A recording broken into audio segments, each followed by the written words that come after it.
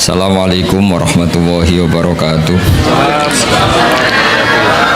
Bismillahirrahmanirrahim. Tabarakalladzi nazzala al-furqana ala 'abdihi liyakuna lil 'alamina nadhira. Allahumma shalli wa sallim ala nabiyyina wa rasulina Muhammad wa ala alihi wa sahbihi asma'in amma ba'du. Yang sangat kita hormati Ketua PCI NU Cabang Arab Saudi Bapak Imron Masudi, Bapak Ekdin Konjen, Bapak Syafaat Khofur, semua teman-teman NU, Fatayat Muslimat yang saya hormati. Ini acara ngaji apa? Saya tidak tahu ini. Ini penguatan tauhid apa penguatan nasib? Enak ngaji mana ini? Tauhid apa nasib? Nasib. Kalau nasib itu kita semiskin-miskinnya paling nggak lama kok. Setelah mati selesai. Yang jelas jangan miskin setelah mati, itu bahaya itu nanti. Karena biasanya ngajinya ulama-ulama Indonesia itu merilek. Kenapa rileks? Karena hampir semua ulama, baik ulama ahli sunnah maupun yang lain, berpendapat al-uqulu muttarratun ila qabulil haq. Yang namanya akal itu terpaksa menerima kebenaran. Sehingga dalam tradisi aswaja, saya ulang lagi, saya nyebut aswaja bukan ahli sunnah karena selalu ada pergeseran dalam percaturan nama ini. Dulu yang namanya ahli sunnah itu ya ahli sunnah, sekarang kalau kontra Syiah pasti namanya apa? Sunni sekarang. Meskipun di internal Sunni ada yang percaya wasilah, ada yang mengharamkan wasilah. Tapi saya tidak mau mendiskusikan itu. Saya mau cerita bapak-bapak, ibu-ibu, mbak-mbak yang saya cintai, yang saya hormati. Kebenaran itu sesuatu yang absolut. Karena absolut, maka akal ini pasti menerima. Saya beri contoh yang ringan-ringan saja. Misalnya kita akan bilang bahwa baju saya ini putih, peci saya ini hitam. Karena itu satu keniscayaan, maka kita tidak perlu memaksa orang untuk mengatakan peci ini hitam, baju ini putih. Begitu juga keniscayaan kalau Tuhan itu harus zat yang qadim. Ya ini rileks saja. Kenapa kita katakan qadim? Karena kita punya rumus. Alam raya ini diciptakan. Di mana-mana pencipta pasti wujudnya sebelum yang diciptakan. Sehingga kita dengan santai menerangkan ke anak-anak Allah itu qadim, qidam. Karena yang diciptakan ini sesuatu yang nyata, seperti langit bumi ini nyata. Nyata itu ya nyata, nyata itu real. Maka penciptanya harus super nyata, yaitu dalam tradisi tauhid kita disebut wajibil wujud, zat sing pasti eksistensinya wujud. Sehingga kita mulai kecil diajarin alam raya ini diciptakan oleh zat yang wajibil wujud. Sehingga mulai kecil kita dilatih, Pak Konjen itu ngapalkan sifat berapa? 20 Pak Imran ya? Yaitu wujud, qidam, baqa, mukhalafatul lil hawadis. Jadi sebelum negara itu anti sama faham komunis, faham ateis, saya ulang lagi ya, sebelum negara membakukan keantiannya, menolak paham ateisme, paham komunisme, itu akalnya orang Indonesia itu sudah menolak paham ateisme. Kenapa menolak? Karena di musola-musola, ini Pak Imron juga anaknya Kiai, saya tahu keluarga beliau karena orang Madiun. Saya itu mbah saya itu juga ada yang orang Sewulan, Sewulan pondok tertua di mana itu Madiun, itu masih. Saya ini keluarga Mbah Sambu Lasem. Saya ulang lagi ya. Jadi sebelum negara itu anti faham ateisme, ateisme itu satu faham, orang itu anti Tuhan, bahwa alam raya ini tanpa butuh Tuhan. Sebelum negara punya ketetapan MPR menolak ateisme, komunisme, itu akal kita sudah dilatih menolak. Kenapa dilatih menolak? Karena akal kita tidak bisa menerima. Misalnya hadhil maujudat, terus kamu bilang khalaqahal Adam, bahwa langit bumi yang wujud ini diciptakan oleh sesuatu yang tidak wujud. Itu akal sehat mana yang bisa menerima konsep itu? Segoblok-gobloknya kita, meskipun kedonyan golek real itu nggak akan terima satu pikiran bahwa alam ini diciptakan oleh ketiadaan. Karena al-adamu la yakhluqu syai'an, yang namanya ketiadaan pasti tidak bisa menciptakan. Yang bisa menciptakan siapa? Ya pasti sesuatu yang wujud. Maka pertama sebelum kita tahu sifatnya Allah yang banyak, yang harus diketahui apa? Sifat wujud. Karena sesuatu yang wujud yaitu alam raya pasti disebabkan oleh yang wujud. Sementara faham ateis mengatakan alam ini dimulai dari ketiadaan. Setelah tiada, tahu-tahu ada. Orang dilatih bilang tahu-tahu. Jadi kira-kira kalau ada apa kotoran ayam ini dari mana? Ya tahu-tahu ada. Ada air ya tahu-tahu ada. Kenapa ada jajan? Ya tahu-tahu ada. Itu kan dijak goblok bareng. Maka agama ini tidak boleh jadi penggoblokan, itu tidak boleh. Agama ini li qaumi yaqilun, li qaumi yatafakkarun, bagi yang mau berpikir, bagi yang punya akal. Nah, dengan tradisi penguatan akidah seperti itu, andaikan negara itu tidak membantu kita anti komunisme, itu akal kita sudah menolak. Akal kita sudah menolak. Tapi alhamdulillah akal sudah menolak, negara juga menolak, sehingga bangsa Indonesia insya Allah jadi bangsa yang mubarakah, bangsa yang diberkahi. Karena sering ada keselarasan antara keputusan Islam dan keputusan negara. Nah, tapi teori saya begini Pak Gunjani, saya pernah ke Korea, pernah ke Thailand, pernah ke Malaysia. Kira-kira di era modern, suatu saat negara ini satu dunia lah, bukan negara, satu dunia ini menjadi globalisme, sudah mengglobal. Dan nanti ideologi, akidah atau pemikiran itu pasti bebas, karena dianggap itu hak asasi manusia. Maka saya minta madrasah sini juga yang lain-lain, nanti pertarungannya adalah pertarungan logika. Karena negara tidak terlalu bisa diharapkan tadi, misalnya negara Uni Soviet terus kadung komunis, misalnya negara Cina kadung komunis, Korea Selatan juga begitu, beberapa negara Eropa kapitalisme, dan beberapa negara yang lain sudah milih ideologi tertentu. Kalau kita mengandalkan negara, maka pertarungan-pertarungan akal itu tidak pada semestinya. Tapi kalau kita mengandalkan al-barohin wal hujjat, itu adalah logika yang disebut oleh Allah qul falillahil hujjatul baligho. Itu maka Islam itu akan nyaman. Saya beri contoh begini, misalnya kita ngajar di Eropa atau di Amerika, kita bandingkan saja, kamu milih Tuhan yang sebelum ada alam raya ini atau Tuhan yang sudah lahir di bumi. Mesti akal sehat mengatakan milih Tuhan yang ada sebelum langit dan bumi. Karena kalau Tuhan yang lahir di bumi, logikanya sama buminya dulu buminya. Bagaimana dia tahu-tahu jadi Tuhan, lahirnya saja dulu buminya. Jadi kita mensyarahkan bingung. Tuhan lahir di bumi, berarti bumi dituhani oleh Tuhan baru. Itu gak ketemu secara akal. Sehingga Allah itu sering kalau ingin menafikan itu mentidak Tuhankan yang tidak Tuhan, ya. Menafikan itu apa? Mentidak Tuhankan yang tidak Tuhan. Itu Allah dengan cara sederhana. Sederhana itu mudah. Jadi dulu yang namanya Jubair bin Mut'im itu adalah mediator kafir Quraisy yang disuruh membebaskan Asra Badrin, tawanan perang-perang apa? Badar. Karena dia orang cerdas, dia jadikan mediator untuk nego sama Rasulullah SAW.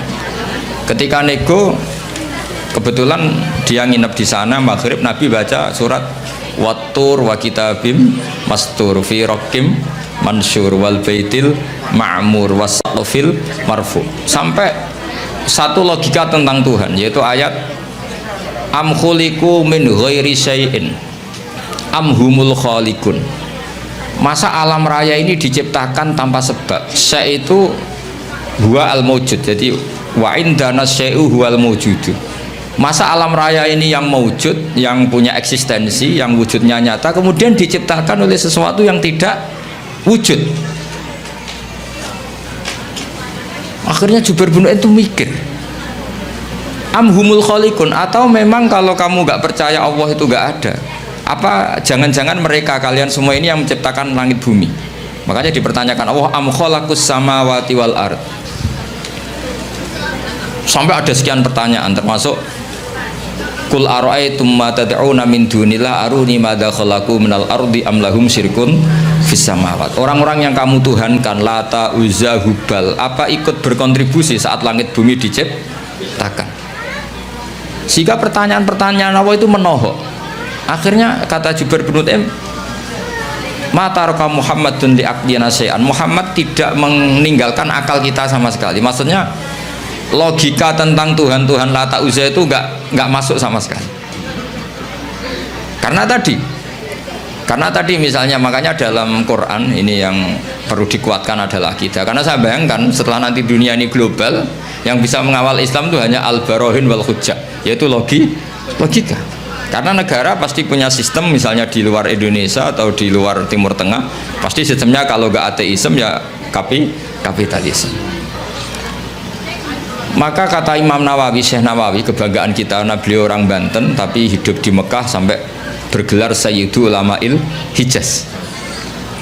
Itu setiap menafsirkan fa inna hisbawahi humul ghalibun, sampai lihat di semua ayat yang di situ diterangkan pasti logika Islam itu menang. Itu diterangkan kata beliau bil hujat wal barohin amma bisaulah fala, katanya kemenangan Islam itu pasti dengan argumentasi ilmiah. Kalau soal kekuasaan itu tidak mesti. Kita tahu Rasulullah pernah kalah di perang Uhud, dan itu Allah dengan enteng ya, dengan santai ngendikan watilkal ayam nudawiluha bainan nas. Kalau perang itu pertarungan fisik antar manusia, sehingga bisa saja Rasulullah yang hak kadang-kadang kalah, yaitu kayak di perang Uhud. Tapi Rasulullah sebagai pembawa kebenaran, yaitu yang sesuai dengan akal sehat, itu ayatnya ja'al haqqu wa zahaqal batil innal batila kana zahuqa. Jadi misalnya ini, saya beri contoh, Zaid sama Umar misalnya, kata Umar 1 tambah 1 itu 2, kata Zaid 3. Mungkin dalam pertarungan yang bilang 2 itu kalah, mati. Tapi dalam logika 1 tambah 1 2 itu akan menang selamanya lama, karena 1 tambah 1 3 itu sesuatu yang batil atau yang mukhal.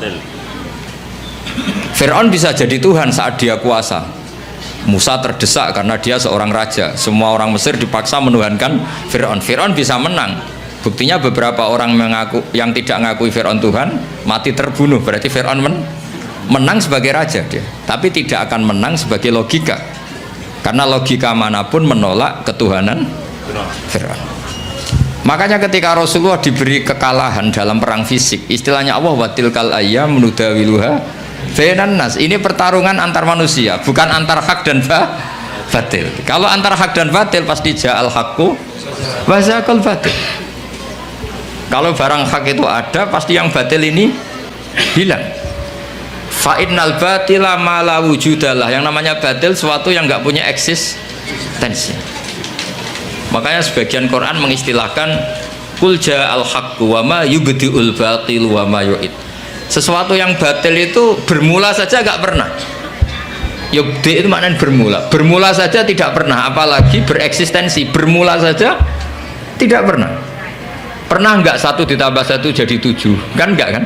Bermula saja enggak, apalagi mempertahankan apa? Eksistensinya. Jadi kira-kira Fir'aun ya tidak pernah Tuhan, Namrud ya tidak pernah Tuhan, begitu juga yang dipertuhankan selain Allah selamanya nggak pernah sebagai Tuhan. Karena apa? Yang dikatakan Tuhan adalah zat yang paling punya pengaruh pada alam raya ini, tentu harus bersifat qadim. Nah sementara Fir'aun ada tanggal lahirnya, Tuhan-Tuhan yang lain juga ada tanggal lahirnya, bahkan ada tahunnya 2000 berapa gitu. Nah, itu kalau alam raya umurnya 5000 tahun saja sudah bingung Tuhannya, karena dulu alamnya. Sehingga ketika Fir'aun merasa sebagai Tuhan, itu cara mengalahkan Musa itu tidak dengan kekuasaan tapi dengan argumentasi. Yaitu ketika Fir'aun tanya Musa, lalu kalau kamu punya Tuhan yang lain, Tuhan kamu siapa? Kata Musa, yang menuhani langit bumi, Rabbus samawati wal ard. Fir'aun masih bisa ngeles. Kata Fir'aun, saya sering jalan-jalan, yang dituhankan orang itu saya.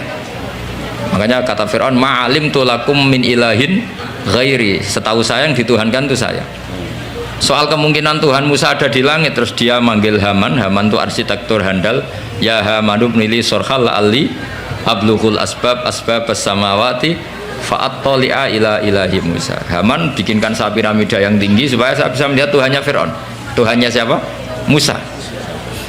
Andai kan adu argumentasi ini nunggu piramida jadi, maka Musa akan kalah. Karena setelah dilihat pun Tuhan tidak akan pernah kelihatan. Maka Musa nggak mau, kalau pakai logika itu Musa pasti kalah. Tapi Musa pakai logika sederhana yang Fir'aun itu terperanjat dan menjadikan orang sekeliling Fir'aun menjadi mukmin, yaitu dengan logika Rabbukum wa Rabbu abaikumul awwalin, yang menuhani nenek moyang kamu. Itu kaget Fir'aun. Orang-orang juga langsung jadi mukmin, yang meskipun yaktumu imana, menyembunyikan apa?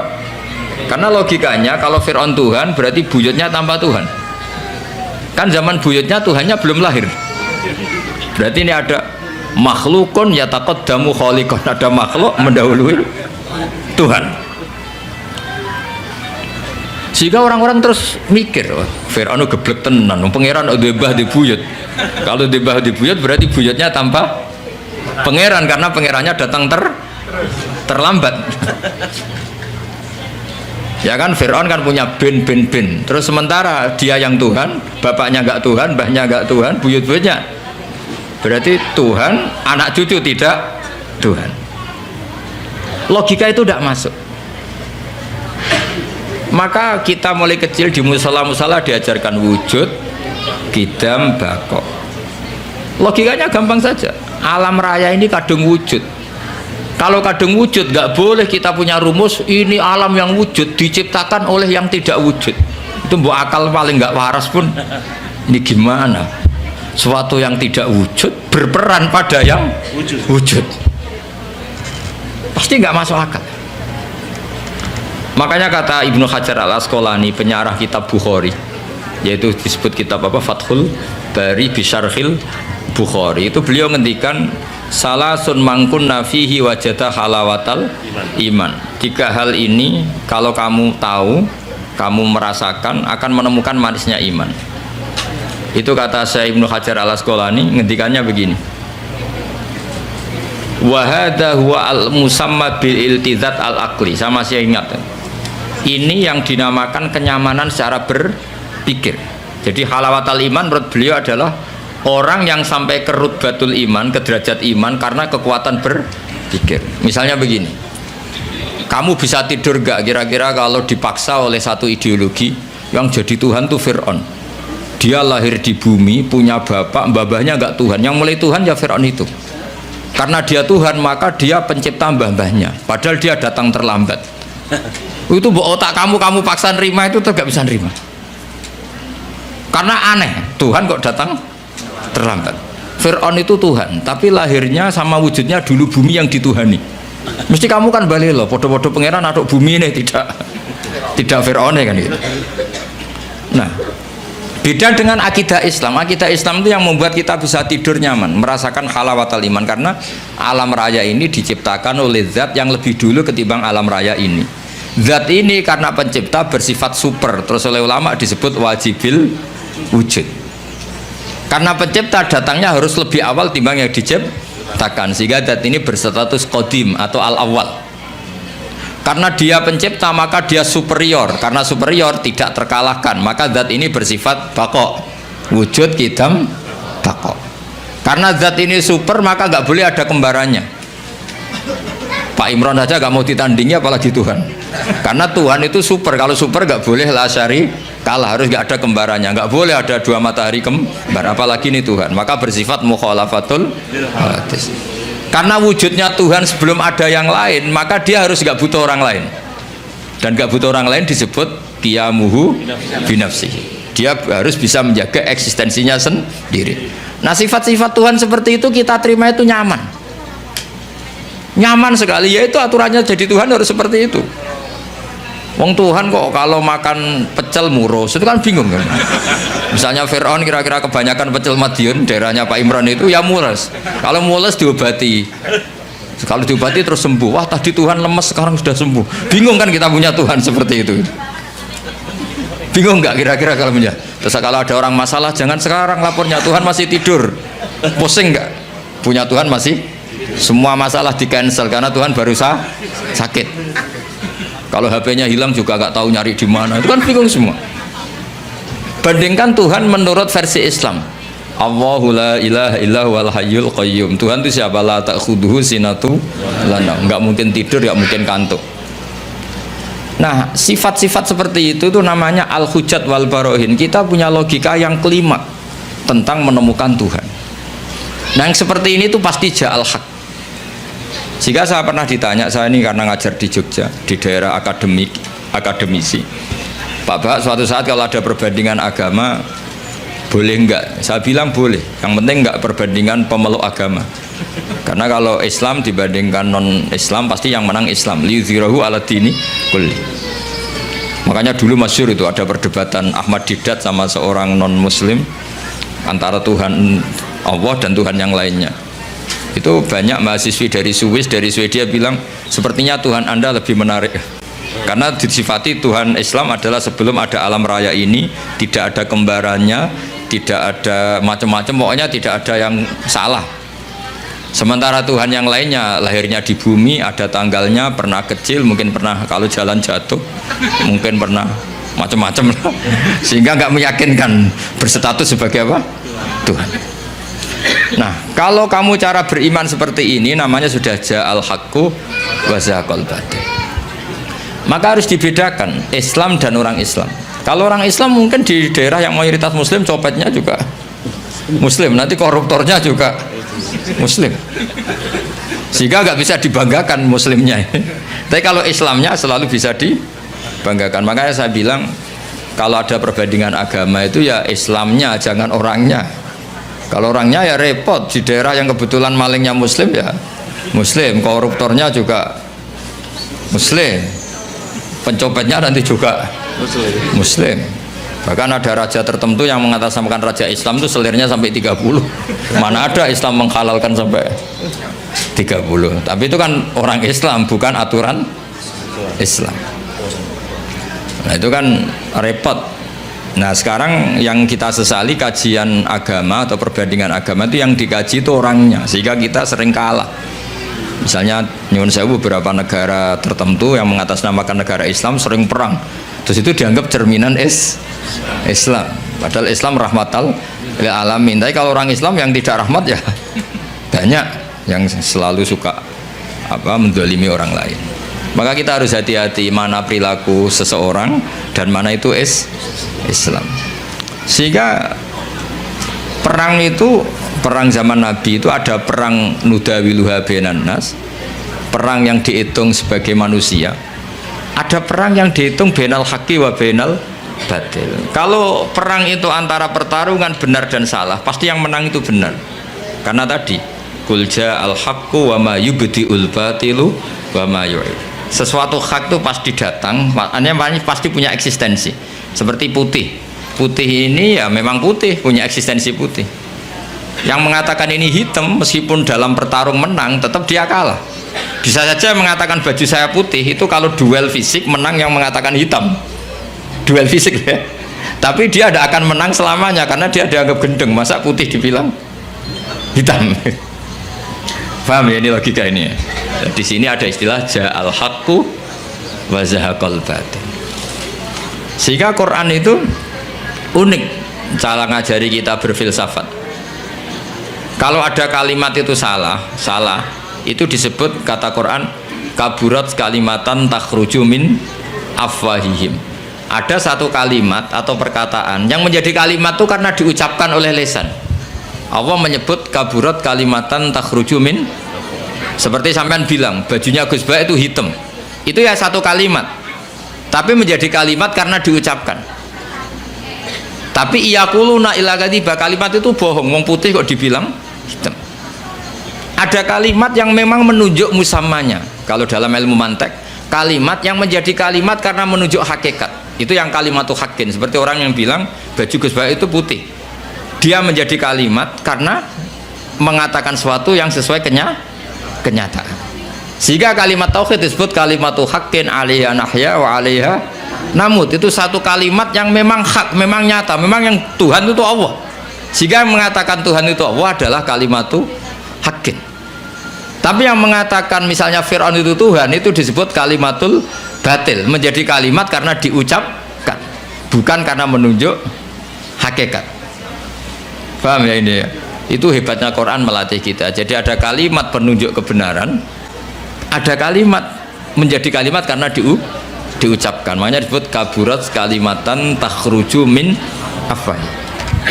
Sehingga kalimat itu punya problem. Problemnya apa? Yaitu sekali salah awalnya, ini diskusi ringan tapi masalah tauhid. Itu kalau salah awalnya akan salah terus. Sehingga Nabi Adam pertama diajari Allah itu tentang penamaan sesuatu, wa 'allama Adamal asma. Karena semua kemusyrikan itu dimulai dari salah nama. Ya, dimulai dari misalnya gini, zaman kafir Quraisy atau kafir Arab jahiliyah dulu, zaman itu bilang ini Lata, ini Manat, Manat dari kata Manan. Ini berhala pemberi, ini Al-Uzza, berhala yang agung. Coba kalau dari awal dibahasakan hakikat, oh ini batu Ponorogo ini, pemahatnya Pak Imron, dulu dijual ke sini itu kredit. Itu nggak ada sakralnya sama sekali. Karena menjadi sakral atau disakralkan karena inhiya illa asmaun samaitumuha antum wa abaukum, karena kamu salah memberi nama maka ini mendapat posisi. Jadi ini dikatakan Al-Manan pemberi, Al-Manat, Al-Uzza yang agung. Coba kalau dari awal berhala itu dikatakan apa? Wah ini batu pahatannya siapa ya, harganya berapa ya? Kan sudah ada kepikiran menuhankan. Terus ketahanannya sampai kapan ya kalau sering kena hujan, kena panas? Wah itu kan nggak keren sama sekali. Tapi gara-gara salah nama, awas tuh nak bawa pisau kualat. Kalau tidak kamu mandikan kualat. Kalau tidak kamu sembah, walah, terus ada teror-teror ini, terus akan-akan ini Tuhan. Maka semua kesalahan manusia itu dimulai dari salah memberi nama. Makanya Mbah Mun itu gak suka kalau ada nama salah itu. Termasuk beliau ngeritik wong Jawa nak digawe jenenge ewoh. Ewoh itu kan ribet. Mulane akhirnya ribet tenan wong darane apa? Darane apa? Ewoh. Ewoh itu maknane repot. Makanya ulama dulu itu kalau guyon itu mau lucu-lucunan tok. Imam Syafi'i itu pernah dikasih tahu orang yang tadi nyucup jenengan, yang sama jenengan dohirnya takdim, itu setelah keluar dari jenengan ngerasani jenengan, berarti dia munafik. Tapi jawab Imam Syafi'i itu lucu, enggak ada apa-apa. Kenapa? Berarti saya wibawa, ngomong di depan saya nggak berani gitu. Jadi dianggap enteng saja. Jadi, itu Imam Syafi'i. Diceritain itu sekian orang tetangga kamu itu gak seneng kamu, itu gimana kamu Imam Syafi'i? Baguslah kalau gak seneng saya. Kenapa? Oh nak seneng malah utang katanya. Masyhur itu makalah Imam Syafi'i. Waman asa ilaika faqat atlaqaka. Orang yang berburuk sama kamu itu artinya membebaskan kamu. Coba orang yang gak seneng kamu pernah gak pinjam mobil? Gak pernah kan? Utang duit? Gak pernah. Justru yang seneng-seneng itu yang tuh kadang-kadang pinjam. Jadi Imam Syafi'i itu nanggapi dunia itu enteng saja, karena dia tahu bahasa yang benar itu tahu. Jadi enteng. Ulama dulu itu gampang. Ada seorang ulama dulu dia kaya, temannya banyak, ketika miskin jadi tukang panggul pasar, temannya tidak ada yang main ke situ. Diprovokasi sama temannya, sudah kamu miskin nggak ada yang jenguk, berarti kamu dilupakan teman-teman kamu. Jawabnya apa? Baguslah kalau teman saya lupa saya. Kenapa? Kalau mereka ingat terus melihat saya jadi tukang panggul pasar, betapa malunya saya. Baguslah kalau lupa, jadi miskin saya nggak jadi tontonan. Jadi ulama dulu tuh segampang itu. Karena ilmunya banyak, jadinya melihat fakta itu gampang saja. Ada pembantunya Abu Yazid Al-Bustami itu dikasih uang kira-kira mungkin ya 20 real itu, suruh beli daging, ternyata dagingnya harganya 50 real. Ini nggak cukup, daging naik mahal, maka uang ini nggak cukup. Jawabnya Abdul Qasim Al-Junaidi, Abu Yazid arkhisu hubis tarki, jadi arkhisu hubit tarki, ya bikin murah saja. Loh 20 aja nggak cukup, oh dibikin murah. Ya menjadi mahal karena kamu ingin beli. Kalau nggak ingin beli kan tidak mahal, ya sudah nggak usah beli. Jadi ulama dulu itu enteng sekali. Makanya banyak ulama dulu itu punya istri cerewet, judes tetap jadi wali. Karena kalau istrinya judes itu katanya dia, wah ini tambang pahala. Karena mensabari orang judes itu ibadah. Maka bilang istrinya, monggo teruskan. Nah selama ini kan enggak, kalau istri kita judes kita bilang, wah ini kita lelaki kok dimarahin istri, harga diri kita itu berpikir yang salah. Ini tambang pahala. Tambang apa? Dan kalau judes itu bagus, kalau rukun malah minta belanja, malah mahal itu. Coba kalau sedang mesra itu mintanya istri apa?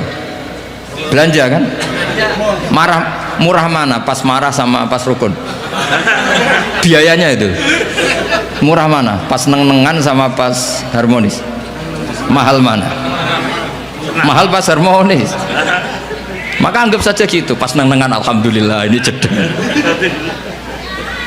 Meskipun dimarahi terus lama-lama jantungan mati. Jadi mau saya cerita, jadi ulama dulu itu gampang sekali. Karena sekali sesuatu itu salah nama, itu bahaya. Makanya pertama Nabi Adam diajari wa 'allama Adamal asma. Maka alhamdulillah kita dari awal mengatakan bumi ini makhluk diciptakan, manusia juga makhluk diciptakan. Sehingga status kita, andaikan kita dari awal mengatakan Fir'aun makhluk, Nabi Isa juga makhluk, mungkin nggak menuhankan orang yang berstatus makhluk. Tapi kita kadang nggak mengatakan manusia itu manusia super yang seakan-akan hidupnya nggak butuh orang lain. Maka saudara Rasulullah ketika begitu bangganya dikatakan gelar saya terbaik kata Nabi adalah Abdullah, hamba Allah, karena Nabi gak ingin nasibnya seperti Nabi Isa.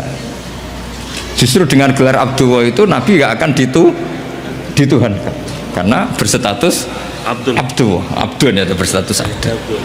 Jadi Islam ini juga harus dikawal oleh jangan sampai kita keliru memberi penamaan. Saya di Jogja sering memberi saran ke bapak-bapak ibu, kalau kamu bilang anak, wah ini anak nanti membiayai setelah kuliah biaya lagi, nikah biaya lagi, maka kamu lihat anak ini problem. Tapi kalau kamu melihat anak ini penerus sujud saya, penerus kebaikan saya, kalau saya sudah mati tabungan saya adalah di anak. Saya sujud, anak saya sujud, cucu saya sujud, cucu saya penyembah Allah, pecinta Rasulullah. Maka melihat anak ini sebagai penerus kebaikan, maka menganggap anak itu penting. Sehingga Allah kalau mengistilahkan anak itu apa? Walladzina amanu wattaba'athum dzurriyyatuhum biimanin. Kita melihat anak itu, ini generasi penerus iman saya, ini generasi penerus sujud saya, maka kita melihat anak ini senang. Tapi kalau dari awal melihat sebagai apa? Beban, maka terus anak ini problem. Sampai kalau asik kumpul istri terus jadi hamil. Loh kok hamil padahal saya ada ingin. Anak-anaknya sendiri, loh hamil padahal saya ada ingin. Apalagi kalau terpaut setahun. Loh anam kok kacek sidik, kesundulan aku yurah niat. Jadi ini baru ada nih. Sedang ada nama. Ada. Belum. Jadi saya mohon sekali, jadi agama ini hanya bisa dikawal dengan al-hujjat atau logika. Makanya dikatakan Allah wa tilka hujjatuna atainaha Ibrahim ala qaum. Tapi sekarang banyak orang itu nggak berlatih argumentasi, sehingga di tradisi Aswaja NU orang harus hafal akidatul awam, harus hafal sifat wajib 20, sifat muhal 20. Terus sifat wajibnya Nabi 4, sifat mukhalnya Nabi 4, sifat jaiznya 1. Tanpa itu semua kita tidak bisa ngawal apa? Islam. Karena pertarungan duniawi itu menyudutkan Islam. Misalnya Anda bilang, katanya orang Islam itu hidupnya fid dunya hasanah, orang Ethiopia kok miskin-miskin, kamu tidak bisa jawab. Tapi kalau kamu membela Islam dengan logika, misalnya mereka menuhankan makhluk yang lahir di bumi, kamu menuhankan zat yang adanya sebelum langit dan bumi. Kira-kira kalau adu argumentasi menang mana? Keabsahan sebagai Tuhan. Tentu lebih logis yang ada sebelum langit dan bumi, yang layak berstatus sebagai Tuhan. Nah itu yang harus mengawal Islam itu, liqaumi ya'qilun liqaumi yatafakkar. Sehingga dulu Nabi itu kalau menerangkan tauhid itu gampang sekali. Saya berkali-kali cerita kalau ngaji, dulu orang kafir jahiliyah itu Tuhannya banyak karena problemnya banyak. Sehingga ketika Nabi mengajarkan satu konsep Tuhan satu atau tauhid, itu mereka bilang gini, aja'alal alihata ilaha wahida inna hadza la syai'un ujab. Masa urusan banyak kok Tuhannya satu, ini aneh. Makanya mereka bilang apa? Aja alal alihata ilahau wahidah. Masa Tuhan yang banyak menjadi satu, ini aneh. Problem kita banyak, kasus kita banyak. Harusnya Tuhannya juga banyak. Terus Nabi secara santai menerangkan, kalau kamu jadi pembantu atau jadi budak, terus punya majikan banyak, perintahnya beda-beda, kamu pusing nggak? Wah ya pusing Muhammad, mendingan majikan satu.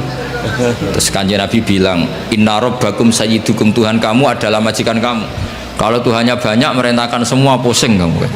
Ya sudah mat, Tuhannya satu saja kan? Itu yang dimaksud daraballahu matsalar rajulan fihi syuraka'u mutasyakisuna wa rajulan salamal lirrajul hal astawiyani masalah. Alhamdulillah, Allah membuat satu perumpamaan, ada orang punya majikan banyak yang perintahnya beda dengan orang yang hanya mengabdi satu majikan. Kira-kira kamu milih mana? Milih yang satu majikan. Terus ketika mereka menuhankan berhala itu, Nabi bikin contoh itu sederhana sekali. Daraballahu masalan abdam mamlukan. Allah memberi satu perumpamaan begini. Nabi itu pidato begini. Andaikan ada budak yang buta, sudah buta tuli, kamu mau nggak tak kasih pembantu yang seperti itu? Wah ya nggak mau Muhammad, pembantu kok malah ngerepotin ya. Berarti itu nggak sah jadi pembantu, nggak sah. Lalu jadi pembantu saja nggak sah, kok jadi Tuhan? Yaitu berhala itu kalau potong tangannya terputus ya dibangun lagi, kalau kotor dimandikan. Itu kan Tuhan kok ngerepotin. Jadi abda, nah itu makanya disebut wator bawa masalah rojulaini ahaduma abkam. Abkam itu nggak bisa ngomong, layak diru ala syai'in, melakukan apa saja nggak bisa. Wahwa kalun ala maulah, adanya hanya merepotkan. Jadi Nabi bikin satu logika, kamu mau nggak punya pembantu yang buta, yang bisu, yang tidak bisa melakukan apa-apa? Wahwa kalun ala maulah, yang adanya hanya merepotkan. Mereka jawab nggak mau Muhammad. Nah sekarang Tuhan kamu yang kamu sembah itu Lata Uzza, itu kan merepotkan. Kalau kotor kamu mandikan, kalau ada yang potong terputus kamu tata lagi. Itu logika. Sehingga terus orang kafir Mekah itu iman itu dengan logika. Nah, itu yang dimaksud lam yakunil ladzina kafaru min ahlil kitabi wal musyrikina munfakkina hatta ta'tiyahumul bayyinah. Orang musyrik selalu dengan logika kemusyrikatan, sehingga datanglah al-bayyinah, logika yang begitu jelas. Itu siapa? Rasulun minallah yatslu suhufam mutahharah. Nah sekarang makanya saya minta sama PCI NU, sama lembaga-lembaga aswaja NU, jangan pernah melupakan kajian tauhid, kitab-kitab yang diajarkan guru-guru kita, yaitu misalnya kitab Aqidatul Awam, karena ini yang mengawal Islam. Saya pernah di PCI NU Korea, itu mereka tauhidnya mantap, melihat ateis itu kayak melihat kebodohan. Orang kok tidak punya Tuhan, dan ceritanya aneh-aneh. Itu kalau ada majikannya yang baik, anak-anak NU yang di sana kerja itu minta fasilitas sholat, itu ditanya sama orang ateis, minta dibeliin berhala enggak, karena aneh. Jadi ada yang sholat itu dilihat dari atas gini, orang Islam kok aneh, sholat kok enggak ada yang disembah. Yang lucu lagi, saya punya teman setengah kaya karena pegawai Garuda, itu pas waktu asar sholat di mall, itu security-nya nelpon polisi, di sini ada ritual teroris, tolong ditangkap. Jadi kalau bilang sholat itu ritual teroris, dianggap muqaddimah. Jadi sholat dianggap muqaddimah sebelum ngebom. Coba ya. Tapi mereka bersemangat menghidupkan Islam. Saya pernah di PCNU Korea, karena apa?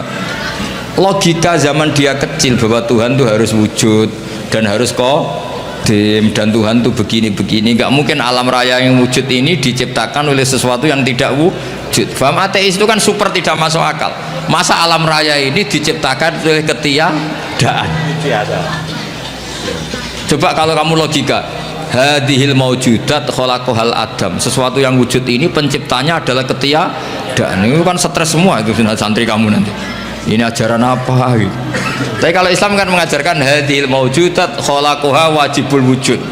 Wujud ini diciptakan oleh zat yang super wujud. Kan enak di akal itu. Nah kalau sudah enak begitu disebut wajada halawatal iman. Kamu menemukan nikmatnya iman, atau yang disebut al-iltizat al-aqli, kenyamanan cara berpikir. dan itu hebatnya NU. Makanya NU itu dulu Wali Songo itu mengajarkan itu tidak menguasai negara dulu, tapi menguasai logika. Kalau negara itu bentukan kemudian. Makanya sebelum ada negara Indonesia, Islam sudah mayoritas karena fa'innal uqula muttarratun ila qabilil haq. Yang namanya akal pasti terpaksa menerima kebenaran. Jadi makanya itu hikmahnya kenapa Kiai NU tidak menjadi ekstremis, tidak menjadi Islam yang keras radikal. Agama itu mudah diterima karena kebenaran itu mudah diterima, nggak usah paksa karena la ikraha fiddin. Kenapa la ikraha? Qad tabayyana rusydu minal ghayy. Mana benar mana salah itu pasti jelas. Ya, saya kira demikian. Assalamualaikum warahmatullahi wabarakatuh.